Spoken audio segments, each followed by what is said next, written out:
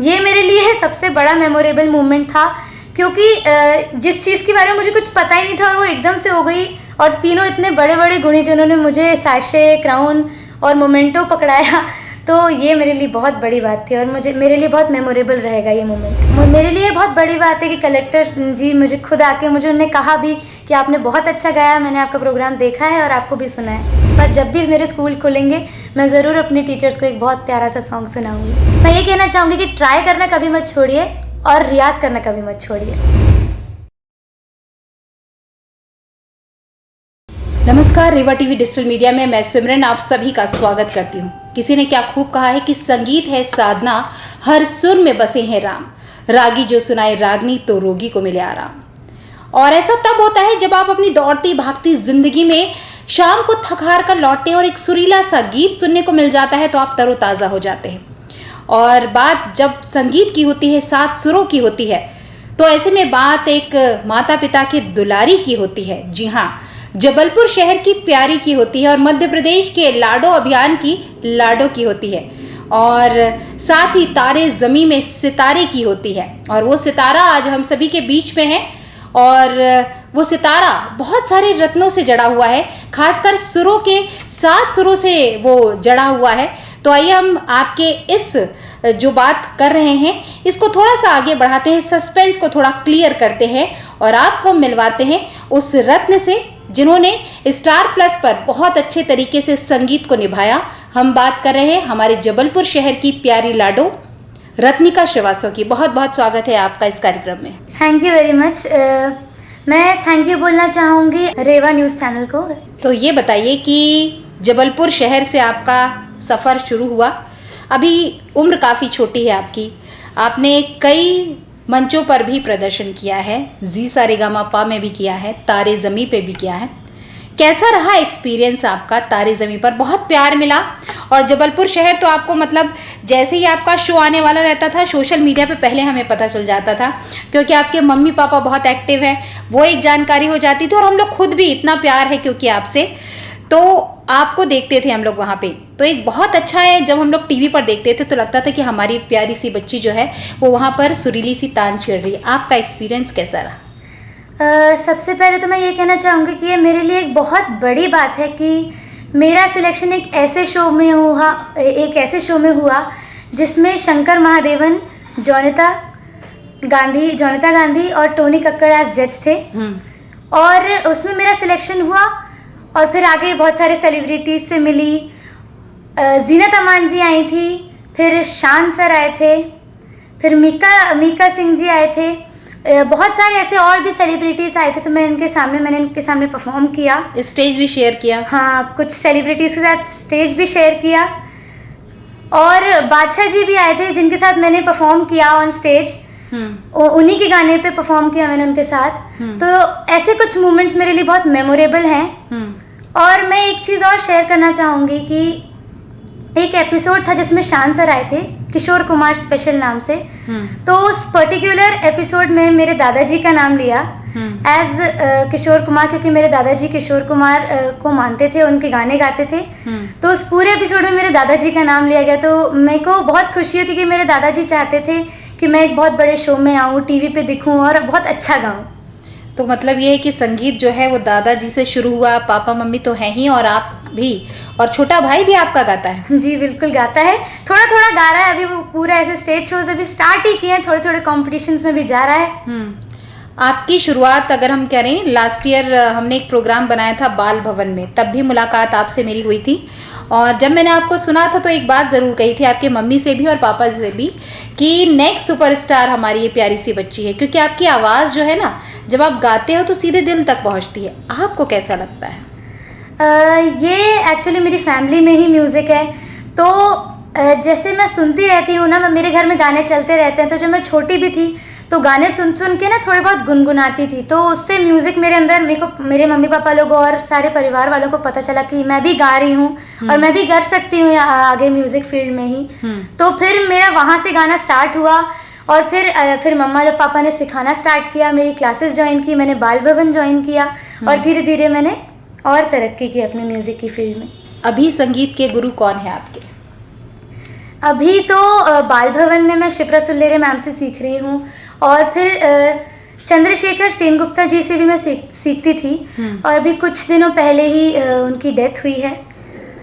तो और वीणा धामन गांवकर मैम से भी मैं सीख रही हूँ। शंकर महादेवन जी के पास भी आपको जाना है। हाँ जी, और एक स्पेशल आपको फायदा मिला है, ये कहेंगे कि बहुत अच्छी बात है। और साथ ही साथ हम आपको देखते हैं कि जब आप परफॉर्म करती तो ऐसा लगता नहीं है कि एक छोटी सी बच्ची परफॉर्म कर रही, बल्कि ऐसा लगता है एक प्लेबैक सिंगिंग के जो स्टार है वो कर रही है, और बाकायदा बिना खौफ के, बिना डर के, और बहुत अच्छे से एकदम रम के। वो जब आपकी कोई तारीफ करता है, खासकर कोई सेलिब्रिटी आता है, बहुत सारे सेलिब्रिटीज आए थे और सब ने आपकी तारीफ की, ऐसी तारीफ जो आपको बड़े दिल से लगी हो कि ये वाकई में इन्होंने मेरी अच्छी तारीफ की। वैसे तो सभी जितने भी लोग वहाँ आए, जितने भी सेलिब्रिटीज़ आए, सबने मेरी बहुत तारीफ़ की, पर एक जो मेमोरेबल चीज़ जो मुझे याद है अभी तक, जब जीनत अमान मैम आई थी तो उन्होंने मुझे कहा था, मैंने जब चुरा लिया है तुमने जो दिल को सॉन्ग गाया था, तो उन्होंने मुझे कहा था कि अगर उस समय में जब ये गाना शूट हुआ और जब बाकी सारी चीज़ें रिकॉर्ड हुआ, तो अगर उस समय में मैं होती तो वो चाहती कि मेरी आवाज़ में वो गाना रिकॉर्ड हो और वो मेरी आवाज़ के ऊपर एक्ट करें। तो ये मेरे लिए एक बहुत बड़ी बात थी कि जीनत अमान जैसी इतनी बड़ी सेलिब्रिटी, इतनी बड़ी एक्ट्रेस ने मुझे कहा कि मैं उनके पीछे की आवाज़ बनूं, तो ये मेरे लिए एक बहुत बड़ी बात थी। कहते हैं आपके लाइफ में अप एंड डाउन्स आते हैं। जी सारेगामापा में आप गई, वहाँ से लौटी, उसके बाद आपने इस सफ़र को तय किया। जब वहाँ से लौटी उस समय कैसा एक्सपीरियंस था? सिर्फ जी सारेगामापा ही नहीं, मैं बहुत सारे शोज़ में और भी गई हूँ, पर और उनमें भी मैं एलिमिनेट हुई हूँ। तो उस समय में मैं सिर्फ यही सोचती थी कि मुझे ट्राई करना है, और ट्राई करना, मैं ये कहूँगी किसी को भी ट्राई करना नहीं छोड़ना चाहिए। ट्राई करते रहेंगे तो हमें अपनी अच्छी मंजिल मिल जाएगी, जैसे मुझे मिली। मैं ट्राई करती गई, मेरे मम्मी पापा ने मेरा सपोर्ट किया, और मैं तारे ज़मीन पर की टॉप 6 फाइनलिस्ट में भी आई। तो बहुत अच्छी बात है, पॉजिटिविटी जो है आप में भरपूर है, और इसमें कहीं ना कहीं मम्मी पापा का सबसे ज़्यादा रोल है, दादा का भी रोल है, और दादी का भी है, और बुआ का भी है, और एक छोटे से प्यारे से भाई का भी है। जब आप स्टार बनकर आई जबलपुर शहर, कैसा रहा एक्सपीरियंस? एयरपोर्ट से शुरू हुआ वो सफ़र घर तक, तो कैसा लगा? ये तो सब कुछ मेरे लिए एकदम सरप्राइज़ था, क्योंकि मैं आई और सबसे पहले मुझे मम्मी दिख रही थी सामने, जिनको मैं इतना मिस कर रही थी 4 महीने से। मम्मी, मेरा भाई, मेरी दादी, मेरी बुआ, मेरी पूरी फैमिली मुझे सामने दिख रही थी। और फिर जैसे ही मैं बाहर आई, मतलब बहुत सारे लोग थे, सबने मालाएं ली हुई थी हाथ में, और मैं आई और मुझे बहुत सारी मालाएं पहनाई गई, फिर मेरी फ़ोटोज़ खींची गई उन मालाओं के साथ। तो और फिर जब हम वहाँ से निकले तो बहुत सारी बीच बीच में फिर से मेरा स्वागत होता रहा। फिर घर पहुँचे तो मेरी फैमिली वालों ने मेरे लिए पूरा डेकोरेशन किया था, मेरे लिए सजावट करके रखी थी मेरे स्वागत के लिए। और फिर जब मैं घर में गई तो केक था मेरे लिए, और वो 2 चीज़ों के लिए केक था कि जब मैं मुंबई में थी तो मेरा बर्थडे वहीं पे सेलिब्रेट किया गया था तीनों जजेस के सामने। तो मैं अपनी मम्मा पापा के साथ और अपनी फैमिली वालों के साथ ये अपना बर्थडे सेलिब्रेट नहीं कर पाई थी। तो उस समय दोनों चीज़ों का ही केक कटा था, एक तो वेलकम का और एक मेरे बर्थडे पार्टी का। तो बहुत अच्छा लगा। हाँ जी। एक चीज़ और मैं पूछूंगी, आपके साथ पापा रहे, मम्मी 4 महीने आपके साथ नहीं थी, तो आपका रूटीन क्या रहता था रियाज का? कब सोना है, फिर इसके शूटिंग है, क्योंकि आपकी उम्र काफ़ी छोटी है, तो कैसे सब मैनेज करती थी? उसमें पापा का कितना सहयोग रहता था? एक्चुअली क्या होता था, वहाँ पे हम लोगों का सुबह 6 बजे से रियाज स्टार्ट होता था। फिर रियाज के साथ साथ योगा भी हमें वहाँ पे कराया जाता था। फिर हमारे वोकल्स होते थे, जो गाने हमें मिलते थे वो उनमें वोकल्स में हमें गाने पड़ते थे। देन बैंड रिहर्सल होती थी, फिर हम सेट पे जाते थे। एक दिन पूरा वोकल रिहर्सल्स वगैरह के बाद हम अगले दिन सेट पे जाते थे। वहाँ पे बैंड रिहर्सल्स, टेक्निकल्स और ये बाकी सारी चीज़ें होती थी। फिर उसके बाद मेन शूट होता था, और उसमें तो कोई टाइमिंग का वो समझ में ही नहीं आता था कि क्या टाइम टेबल रहेगा, क्योंकि हम जाते थे सुबह से 7:30 बजे तक हम वहाँ पहुँच जाते थे, और फिर रात में पता नहीं 2-3 बज ही जाता था शूट्स की वजह से। तो ब्रेकफास्ट, लंच सब वहीं डिनर होके आता था? हाँ जी, वहाँ पे थोड़ा रूटीन एकदम कड़क था कि 2-2:30 बजे तक हमारा लंच होता था, फिर 5 बजे से शाम का नाश्ता और बाकी सारी चीज़ें। फिर वहाँ पे सब सेट हुआ रहता था, पर बस टाइमिंग्स की थोड़ी अजीब सा था कि हमें होटल कब लौटेंगे और फिर शूट कितनी देर तक चलेगा, क्योंकि स्क्रिप्ट्स कभी बड़ी होती थी कभी छोटी होती थी। वहाँ मिस क्या किया 4 महीनों में? सबसे ज़्यादा तो मैंने अपने घर का खाना मिस किया, क्योंकि मुझे आदत नहीं है ऐसे बाहर खाने की, और 4 महीने में होटल का खाना नहीं खा पा रही थी, तो मुझे बहुत याद आ रही थी। जब मैं मम्मी से बात करती थी फ़ोन पे तो मैं बोलती भी थी कि मम्मा यार घर के खाने की बहुत याद आ रही है, तो मम्मा बोलती थी जब तुम आओगी तो तुम्हारे लिए अलग अलग टाइप्स की डिशेस बना के तुम्हें खिलाऊंगी। तो सबसे ज़्यादा मैंने खाना मिस किया। फिर अपने छोटे भाई को बहुत मिस किया, क्योंकि उसके साथ मैं बहुत लड़ती हूँ, और लड़े बिना हमारा दिन नहीं निकलता। और फिर पूरे फैमिली वालों को तो मिस किया ही किया। जहाँ प्यार है वहाँ लड़ाई ज़रूरी है, और भाई बहन की लड़ाई अपने आप में एक प्यार का बॉन्ड रहता है। जब आप आए तो पड़ोसियों का, आपके फ्रेंड्स का कैसा रिएक्शन था? आपकी टीचर्स काफ़ी एक्साइटेड थी, और एपिसोड में दिखाया भी गया कि वो आपको कैसे विश कर रही हैं, तो उनका रिएक्शन कैसा रहा? अभी जब से मैं आई हूँ तब से मैंने टीचर्स को ऑनलाइन क्लास में ही बस देखा है, क्योंकि अभी कोविड की वजह से हम मिल नहीं पा रहे हैं। और मेरे फ्रेंड्स जो नेबरहुड्स फ्रेंड्स हैं उनने मुझे बहुत अप्रिशिएट किया। उन्होंने बोला कि बहुत अच्छा गाया तुमने और बहुत अच्छा कर रही हो। फिर मेरे बाकी फ़ोन कॉल्स में जितने भी फ्रेंड्स हैं ना उनका भी कॉल आता रहता था, और गिफ्ट्स भी मिले मुझे बहुत सारे। जैसे मेरी कुछ मम्मा के कुछ फ्रेंड्स थे जो मुझे जानते थे, मेरी दीदी और मेरी मौसी, बाकी बहुत सारे लोग थे जिनने मुझे बहुत सारे गिफ्ट्स दिए। तो बस मुझे इस गिफ्ट्स और बहुत सारा प्यार मिला लोगों से। बाल भवन का एक सबसे बड़ा सरप्राइज़ आपको मुंबई में मिला, वो कैसा था एक्सपीरियंस आपको? जो सरप्राइज़ मुझे मिला वो तो मेरे लिए सच में बहुत बड़ा था, क्योंकि मेरे को ज़रा सी भी मतलब मुझे कुछ भी नहीं पता था इस बारे में कि पापा ने भी शेयर नहीं किया? नहीं, बिल्कुल भी नहीं, किसी ने मुझे नहीं बताया था। जब मैं उस दिन एपिसोड की शूटिंग थी और जैसे ही मेरी चांस आई, मेरी बारी आई गाने की, तो शंकर सर ने ऐसा स्टार्ट किया कि मेरे को रत्निका के बारे में एक और चीज़ पता लगी है कि वो लाडो अभियान की ब्रांड एम्बेसडर बनी। तो मुझे लगा कि हैं सर कैसे मुझे ऐसा बोल रहे हैं। तो ये मेरे लिए बहुत सरप्राइज़ था। और फिर मेरी तीनों जजेस के द्वारा मेरी क्राउनिंग हुई, मुझे सैशे पहनाया गया और मुझे एक छोटा सा मोमेंटो जैसा सर्टिफिकेट भी मिला।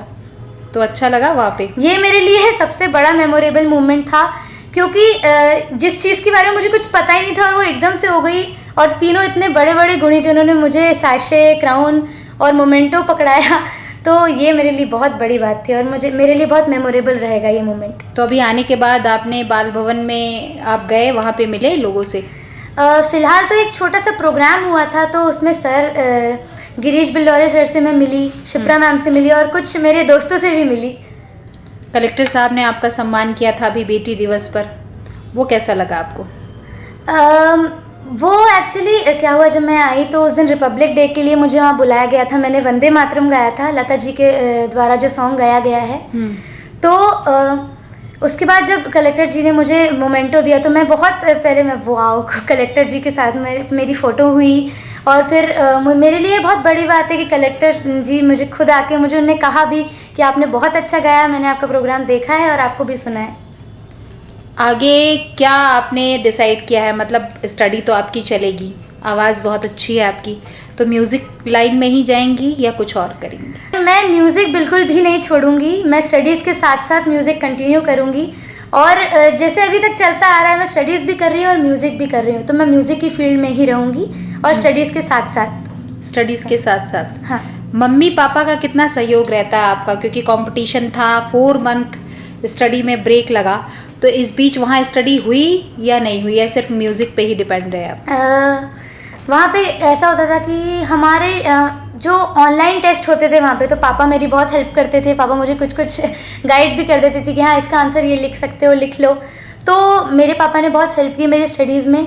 और फिर मम्मा पापा दोनों ने ही मुझे बहुत सपोर्ट किया। दोनों इतने दिनों तक अलग रहे और मैं भी मम्मा से नहीं मिल पाई थी, तो ये मम्मा पापा ने मेरा बहुत सपोर्ट किया जब तक मैं तारे ज़मीन पर के शो में थी।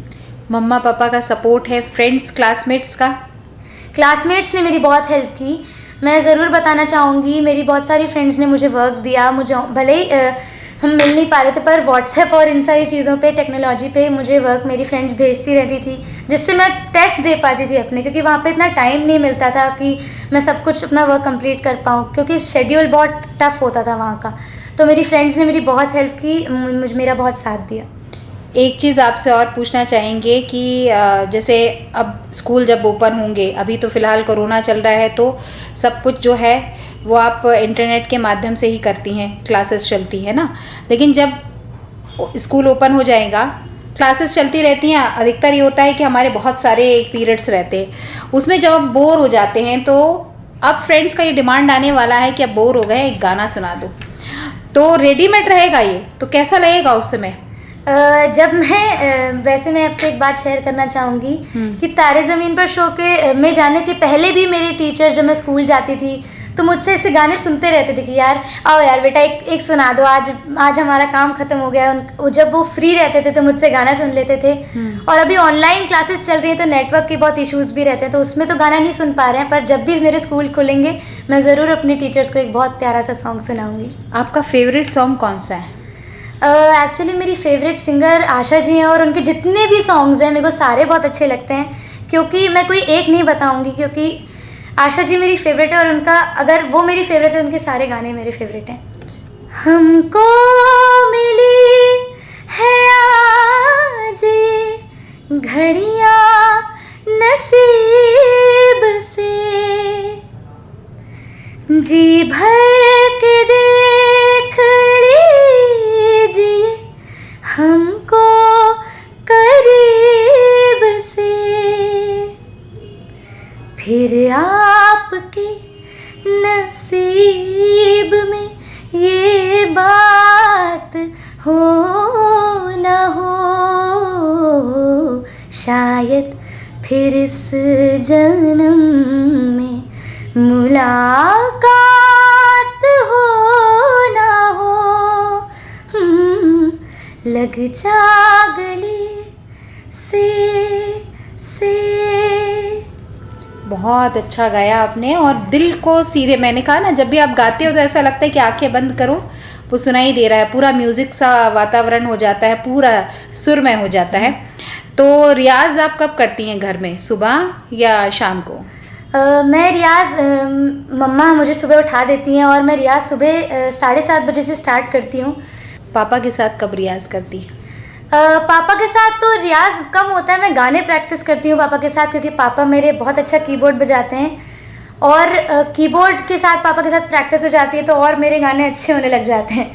तो अच्छा लगता है? हाँ जी, बहुत अच्छा लगता है। अच्छा, जो लोग अभी म्यूज़िक में आगे बढ़ रहे हैं और इस फील्ड को चुन रहे हैं, जो न्यू कमर आ रहे हैं, उनको कितनी प्रिपरेशन की ज़रूरत होगी? कितनी प्रिपरेशन करके आपके किसी भी कंपटीशन में पार्टिसिपेट करना चाहिए? प्रिपरेशन की तो बहुत ज़रूरत होती है और स्पेशली रियाज़ बहुत ज़्यादा ज़रूरी होता है म्यूज़िक फील्ड में।